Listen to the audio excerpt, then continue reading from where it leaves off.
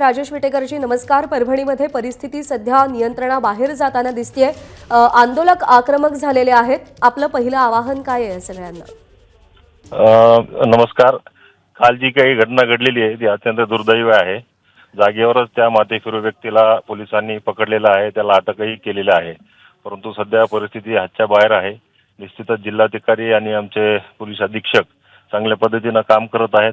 144 लागू होण्याची परिस्थिती परभणी शहरामध्ये त्या ठिकाणी निर्माण झालेली आहे आणि माझं आव्हान आहे सर्वांना की हे जे काही प्रकरण आहे, आरोपीला अटक झालेली आहे, सर्वांनी हा विषय आता शांततेत घेतला पाहिजे आणि कोणीही कायदा सुव्यवस्था हातात घेतला नाही पाहिजे।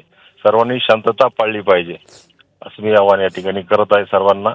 निश्चितच झालेली घटना ही अत्यंत दुर्दैवी आहे, परंतु त्या व्यक्तीला पकडलेला आहे, त्याला अटक केलेला आहे आणि त्याच्यावर कठोर कारवाई होणार आहे असे निवेदनही आम्ही कालही कलेक्टरांना दिले, आम्ही जिल्हाधिकाऱ्यांना बोललो, एसपींनाही बोललोय आणि तशा पद्धतीने कार्यवाही चालू आहे।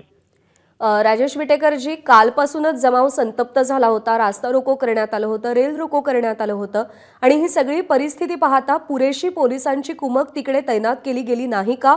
आंदोलन हाताबाहेर जाताना दिसतंय। फार मोठ्या प्रमाणामध्ये कार्यकर्ते रस्त्यावर उतरलेले आहेत। घटना अत्यंत दुर्दैवी आहे हे आपल्या सर्वांना माहिती आहे। सर्व लोक आज रस्त्यावर उतरलेले आहेत। पोलीस त्यांच्या माध्यमातून चांगला प्रयत्न करत आहेत, हाताळण्याचा प्रयत्न करत आहेत। राजेश विटेकरजी, आभार आपले, आपण प्रतिक्रिया दिलीत त्याबद्दल। एबीपी माझा, उघडा डोळे बघा नीट।